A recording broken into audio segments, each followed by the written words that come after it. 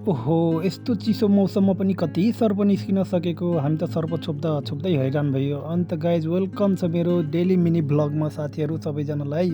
आज हामीलाई हाम्रो शिवराज नगरपालिका वडा नम्बर 5 चन्डौटाबाट के जानकारी आएको छ भनेपछि एउटा सर्प रेस्क्यु गर्न आइदिन पर्यो भनेर हाम्रो मोबाइलमा कल आएको थियो र कल आउन साथ हामी स्कुटी लिएर हाम्रो कामतर्फ निस्किसक्यौँ र यता देख्न सक्नुहुन्छ हामी त्यो घरमा पुगिसकेका छौँ र यता हाम्रो स्टाफहरू पछि पछि आउँदै हाम्रो करण भाइ, सुनिल भाइ र अघि म गइरहेको छौँ र यता देख्न सक्नुहुन्छ एकछिन पछि यता जाँदा त सर्प बसेर घाम तापिरहेको थियो मजाले।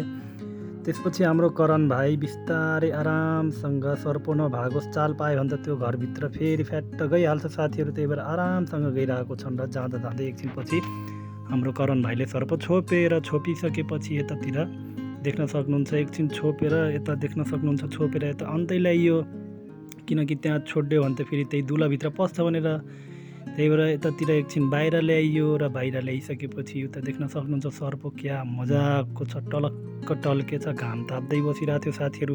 यस्तो चिसो मौसममा मजाको घाम पाएपछि त हामी मान्छे नै घाम तापेर बस्छौँ, एकछिन यो त जानवर भइहाल्यो।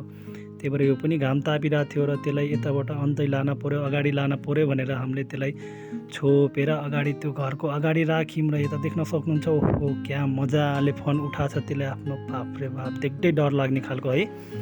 अनि यता देख्न सक्नुहुन्छ अगाडि लग्यौँ, अगाडि लगिसकेपछि केही फोटा भिडियोहरू बनाइयो र हामीले बनाइसकेपछि उता मान्छेको भिड पनि देख्न सक्नुहुन्छ।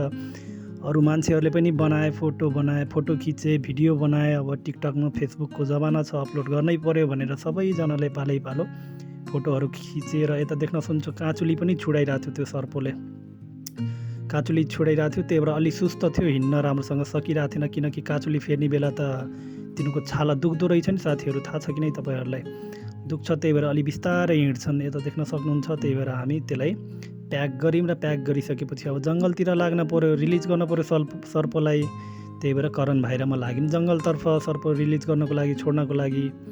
त्यसपछि एकछिन पछि अब सर्प निस्किन्छ बाहिर र निस्किसकेपछि आफ्नो घरतर्फ जङ्गलतर्फ लाग्छ बिस्तारै आरामसँग। त्यही भएर साथीहरू कसैले पनि सर्प नमारिदिनु होला, सर्प निस्क्यो भने हामीलाई कल गर्नु होला है त।